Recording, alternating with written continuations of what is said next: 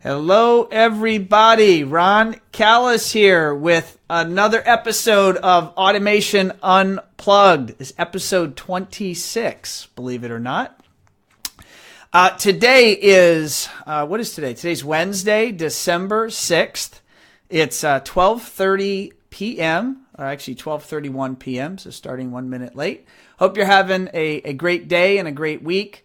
The Christmas season is well on its way. Hopefully you've gotten your Christmas shopping completed, or you're maybe planning to do that this weekend. Well, I have a bit of a treat for you, and that is I have a really exciting guest. I was so happy to get Coleen booked. I have Coleen Sterns Leith with Marketing Matters. And she's also an author of a brand new book targeting marketing for tech startups. And Coleen, how are you? I'm great, Ron. It's good to hear from you. It's been a while. It has. It's been too long. We're gonna get into some of that background that you and I have. We've known each other since day one of Firefly. Absolutely. Yes, we go way back. So how are things? How's business? Business is great. It's been a fabulous year. We're keeping quite busy. So it's we're growing. You're growing. You were telling me off camera that your things are a bit gangbusters right now. Yes, absolutely. It's been a little bit wild. So I'm glad we were able to make some time here to talk today. No, likewise. I know you're a very busy woman. Coleen, I'm going to check our Facebook page just to make sure this feed is coming in okay, and I'm gonna speak to that audience. So it's always helpful to do a bit of a technology check before we get too far along. Makes sense. All right, so let me just pull it up, see how we're. Yep, looks like we're live. Okay. So if you're out there watching us live on Facebook, thank you very much. We appreciate you watching, and please give us a like or a comment. If you have questions for Coleen as we go along here, please post those questions in the comments section, and I will do my very best to read those off live or real time to Coleen so you can hear her answer. And if you're hearing us on replay or at some point on a future date, thanks again for watching. You can like and you can share this video, so please do so. So, Coleen, you have been running Marketing Matters, and you've been in the tech industry for 20 years. Can you? 27. 27 years. Yes, Marketing Matters for 20 years, and 7 years prior to that working at other jobs in the industry like Infinity and Niles Audio. Oh, my goodness. Well, I would love... if you'd be so willing to hear about your background. You know, I believe this industry is made up of so many interesting people, and yourself certainly included. And I think it's always fun and interesting to learn how you got here today. Where did you come from? So if you don't mind, kind of enlighten us on your background. Well, I've been a tech geek since I was a child. I've all of my life longed for a Star Trek medical tricorder or the Jetsons flying car. And the technology is always I've just been engrossed with it. So when I got a job at Infinity Systems back in 1990, I knew I found my industry. It was like a matter of weeks, and I knew I had found my home. And that was the beginning, and I never thought it would take me to where I am today, but here we are. Right. Well, so Infinity Systems, that is Infinity the speakers, or was that an integrator? What was it? No, that's loudspeakers. So now part of Harman, Samsung now. Okay, so, and then you said you went to Niles. Yes. I know that you were there for a bit. Yep, about 4 years. And they used to be based in Miami. Yes, that was prior to the Nortec acquisition. Yes. Okay. So that's what brought me to Florida. What were you doing there at Niles? Marketing. So were you one of a team of marketers, or were you what was your type of role? It was a relatively small team. I supported both sales and marketing, so I did all the crazy reports and trade show support and advertising support and public relations and all those kind of things. So it was really just the vice president of marketing and myself in the marketing department. Okay. And then so you did that for 7 years. You did Xfinity. Not Xfinity. Infinity.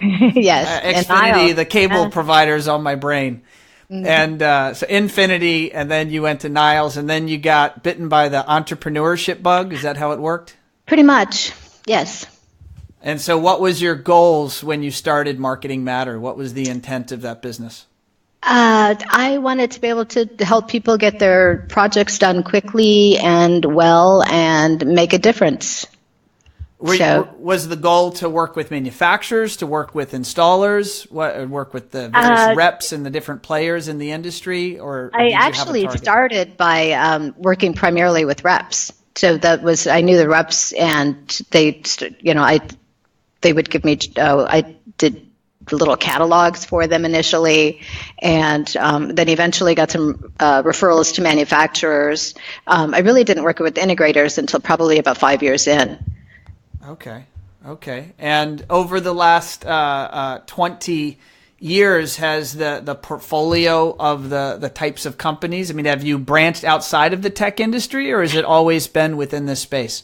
We're 90% within the tech industry. During the recession, as we all struggled, I did take on some other types of clients, and then we do have relationships with clients that were previously in the tech industry who moved to other industries, and they've asked us to work with them. So we do some work outside the tech industry, but we are primarily tech focused.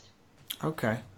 And you and I used to nearly be neighbors in Hollywood, Florida. Yes, indeed, yes. And I ended up moving out west. I'm here in Cooper City now, and you moved, I guess you could argue west, but to the other coast of Florida. Yes, we're in St. Petersburg now, and just love it over here. How is that? I've never spent any time in St. Pete. How is that? It's a great little city. It's a little smaller town. Everybody here is so nice. We just love the vibe. There's so much going on. St. Pete is this little town with big things happening. There's always something happening, everything from a Grand Prix to festivals. And, Saturday where they brought in snow in the Santa Claus parade, and just a lot of stuff happening here. And then we have Tampa just around the corner. It's literally a half-hour drive for us to get to Tampa. We're huge hockey fans, and we go to a lot of the Tampa Bay Lightning games. And so that's real convenient for us. So did you end up, or did you make it over to Cedia this year? I'm assuming that's a silly question. Of course you went. For a couple of days. And then I got as close as I could before the airport closing to get home and help with the prep, because we were in a mandatory evacuation zone, of course, right? Oh, that's right. And the hurricane went up the West Coast. This was Irma? Yes, this was Irma, yes. So she came up the West Coast, and we were supposed to have all this crazy flooding, but the way that she ended up going, all the water was pretty much pulled out of the Tampa Bay, which was pretty bizarre. So we ended up going to the East Coast. Our friends who were going to evacuate to the West Coast reciprocated the offer, and so we ended up riding out Irma on the East Coast, which had very little impact there. I think we were out without power for less than a day there. Got it. When I met you, and just for my audience, just so you know the background, I was working at Crestron, and I had just decided I was leaving. I was going to start my own business, and I went to Coleen Sterns to help me with my marketing. Yep. And I remember that. We spent a lot of time talking about a lot of different things and really getting everything in order for you. Yeah, absolutely. You were right there at our infancy, and you held my hand. And you know what? I think I've got to look for it. I'm here in my office. Right when I started the business, that was Firefly Design Group. Yes. The predecessor to One Firefly. And you guys designed my logo, and you designed my stationery, and you designed my first website. Yep, all that good stuff. You were that was a lot of 14, 15 years ago now? No, 10 years ago. Okay. 10 years ago. It just feels like 15. A lot's happened. Some weeks are a lot longer than others, definitely. That's right. That's right. That's pretty funny. Now, you, a couple of different things I want to talk to you about. One is kind of fun because you and I have both gone down this path together. And that is in 2015, One Firefly, we moved to running a virtual office, meaning I work out of a home office. I'm here in Cooper City in my home office. And although I do have a small office here in Davie that I run accounting and a little bit of project management out of, most of my team are working out of home offices. And I'd say with a lot of success. You know, our employment retainment's been good. Our employee production and satisfaction or happiness have been pretty good with that experience. What was it like for you, and what helped you, decide to do that, and how has it gone? Well, it was late 2014 when we decided to go virtual.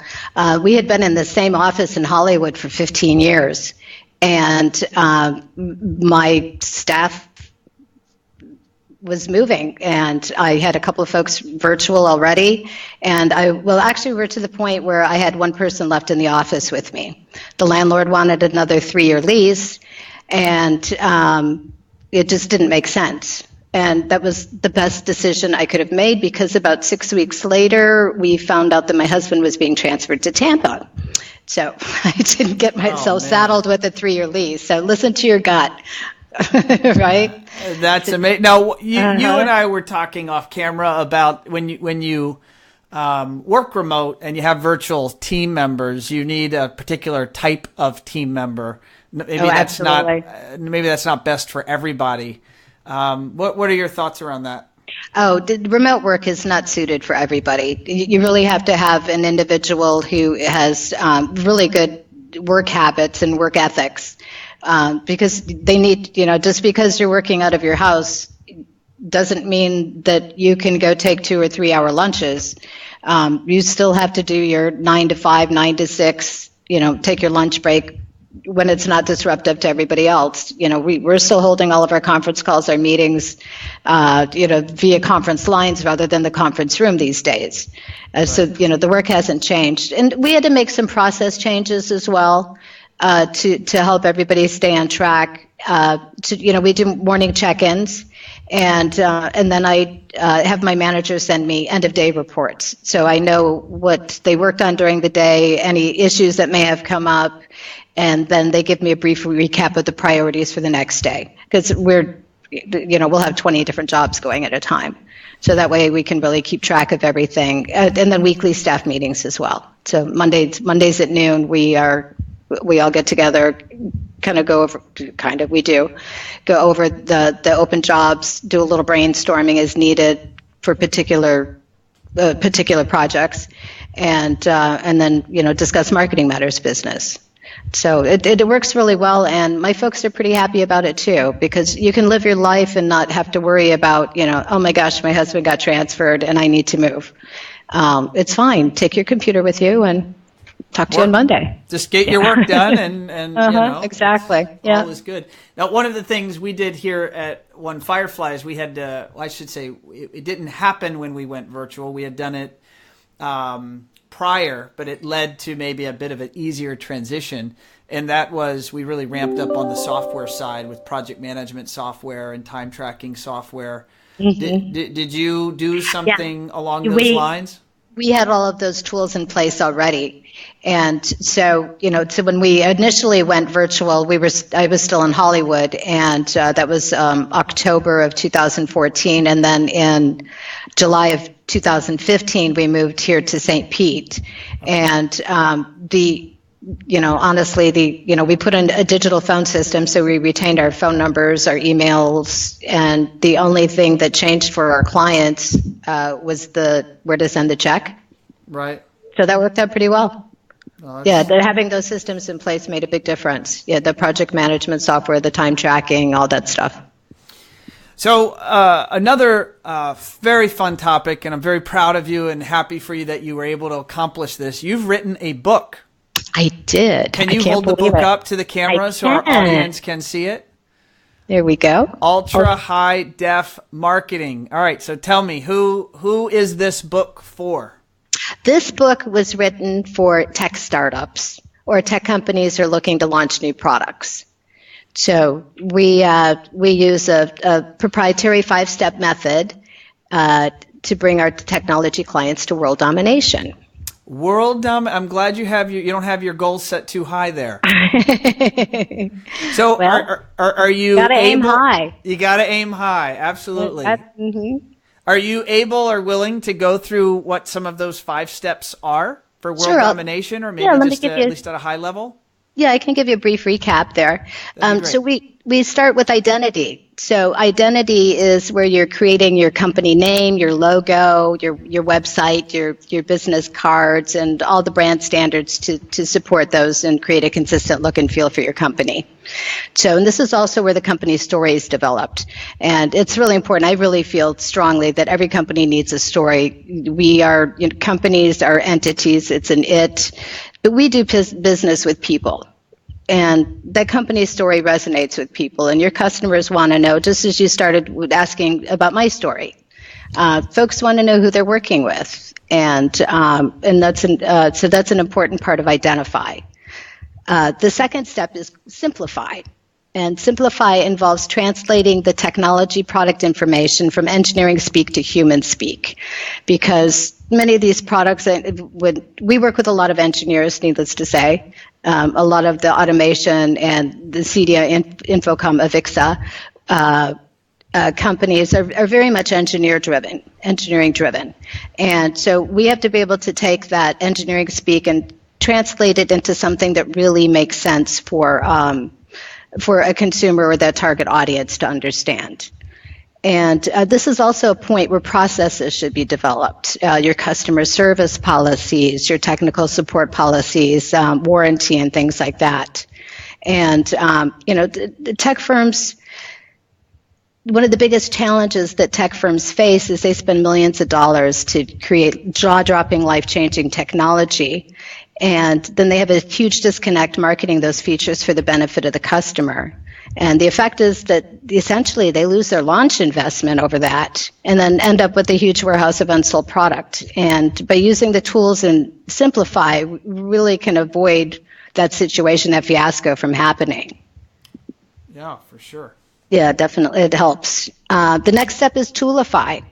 And in Toolify, now that you've got your plan and your messaging's created in the Toolify phase, we create the marketing tools the company needs for a successful company or product launch. Mm-hmm. So this is building out your website, creating your brochures, videos, digital and print ads. Maybe the product's going on a Kickstarter campaign.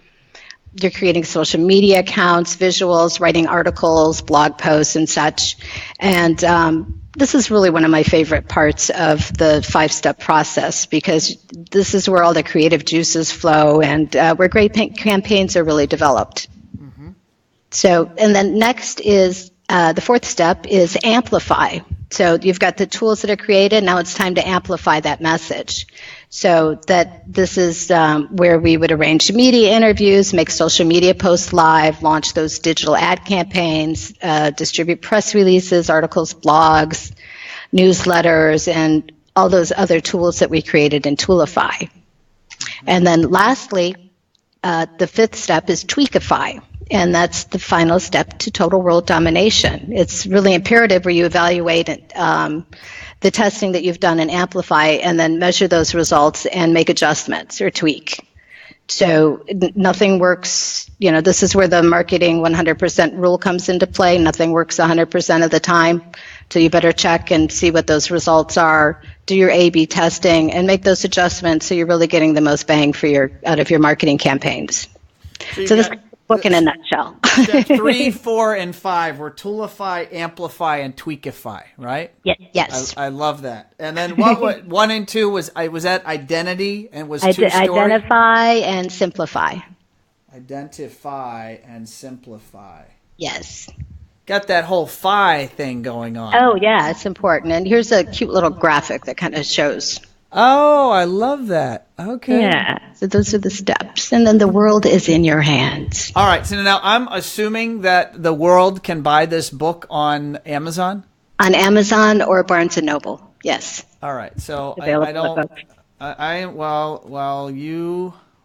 I'm actually I'll do this over the course of the next few minutes. I don't want to be rude to my audience that is eagerly awaiting my next question and your next answer. But I'll put the link to this book. I'll put it in the notes so that as we push this video out, that with one click, people can figure out how to get their hands on that exciting book. Now, Thanks, Brett. Happy to get that out there. As you and I both know, there's a lot of companies that are in desperate need of marketing help and assistance. And now I'm curious, marketer to marketer, how do you find, what are some of your thoughts around the way marketing is generally perceived by tech companies? So whether it's the contractors, which we generally have historically focused on, and or reps or manufacturers, do you find that they're receptive or that there's resistance there? And if so, how do you generally break through that? Well, in our automation world, there are a lot of really small companies, and there aren't always, in many instances, there aren't huge budgets to work with for marketing. It is imperative that you let people know why your cool product is better than anything else out there and what it should be used for. And you can't leave it to somebody. We're all very, very busy, and you can't expect an integrator or a rep who may be involved with that product to understand all the applications. So that marketing is really important. So what we tend to do is look at their situation, what they've done in the past, what's worked, and then recommend specific tools based on what the budget and what's going to give them the most bang for their buck. And in many instances, that's public relations, because you're paying for some content development, distribution, so it's far less expensive than advertising, and you're getting that third-party endorsement credibility of that product or service that you're launching. So the public relations tends to be a pretty effective tool for our industry. No, I agree 100%. I know some of the stories. Actually, I'll credit you, Coleen. When I started 10 years ago, Firefly, I tell you what, you had Firefly Design Group in I think every industry publication. That's what you hired us to do. Maybe in the world, and people, had the perception that we had been around for a long time and were this big operation, and here we were this small entity on a shoestring budget. And I think all of our discretionary money went to marketing matters to try to, get us looking professional and properly messaged out there. And you guys did a great job. Thank you. And it worked. You got noticed, your phone started ringing, and here we are 10 years later. Here we are. It's funny how that happens. Now, tell me about the process of writing a book. What was that like? Oh, well, I knew I had a lot of material that I had produced over the years. My biggest challenge was organizing it into a way to make sense. And so I basically sat down with some business coaches that I work with, and we banged out the methodology. And once we created that methodology, the 5 steps to world domination, that really organized things in my head, and I was able to put all of the different ideas and thoughts and recommendations into specific categories and show a process that has proven results. So it was challenging. It took a lot of weekends. My husband was never so happy as when I published that book, and he had me back on the weekends. What time of day did you write? Would you like rise and have a cup of coffee and start writing, or would you write at night, or how did that work for you? Yes, all the above. I wrote in the morning. I wrote after hours. I wrote when I had a little bit of free time. When I had committed to a book launch date. So I had some firm deadlines. And when that deadline was looming, I actually cleared my schedule for 3 days to do a final rewrite and edit on the book. And my books arrived about 18 hours before the book launch. Oh my gosh. Whew. So do you have any more books in the works? Any other content you're thinking maybe to publish? I may. I don't have a cohesive plan at this point, but it ended up being an easier process than I really thought it would be. And so that might be, if I get a little bit of time, there may be something that I do again. All right, and I know we have a hard stop coming up here, and you have another scheduled interview, so that's pretty cool. What would be a piece of advice, and maybe we could target two larger audiences? One would be, say, integrators. Okay. What's, from your perspective, maybe one obvious thing, or that seems obvious to you, that technology contractors could work on or should focus on, and that would overall improve their marketing and perhaps improve their business development? Every integrator should focus on two things. First, have a great logo and professional cards. Don't design your own logo. Don't skimp on the paper. So spend that extra $20, get the nicer paper, have it look very professional. And the second thing that every integrator must have is a website. It's imperative. You do technology for a living. People are coming to you for technology. If they can't find you on the internet because you haven't gotten around to doing your website, you've lost a whole lot of credibility. I could not agree more, as we are both in the website business for this industry, so I completely agree. There's a sales god with a small g, Jeffrey Gitomer, and he's written a whole collection of books about sales, and I had the fortune of seeing him speak a couple of years ago. And he wrote the book called The Sales Bible. So if you want a great book on selling and marketing, it's Sales Bible. And but that was his point. I remember from his book, he said, people so often when they're getting started, they skimp on the wrong things. And your brand identity and just the quality of the design and the paper of your business card, it makes such a big impact. You're trying to sell a $50,000 thing or a $250,000 thing to Mrs. Smith, and here you hand her some flimsy, $20 Vistaprint business cards. It's like, it doesn't work. It doesn't work. All right, no. So now let's switch gears to the manufacturer. Let's just say, in theory, the bigger customer. I think that's a lot of the customers I've known, and I think maybe you're going to help me interview some of your customers. But absolutely. These bigger manufacturers, what are maybe some of the categories or areas where you think, I'm going to say they're missing it right now, and they should look at this category and be better at it? Public relations, hands down. There are so many manufacturers that are creating such cool leading edge products that really can solve so many issues for integrators and the homeowners, and they're not getting the word out. So hands down, public relations. You need to be able to communicate that new product and the benefits and how you could save the integrator time or help them with recurring revenue. They need to know what you're doing and how you can help them. Hey, by the way, Sean Sturmer says yes. Hello. Oh, hi, Sean. He just posted up there. Now, so in regards to PR, does a manufacturer do that with in-house staff and people, or do they need to hire an external company to help them with that? Or why would they do that? Well, depending on the size of the company, if it's a larger company, it may make sense to hire a good professional public relations person in-house.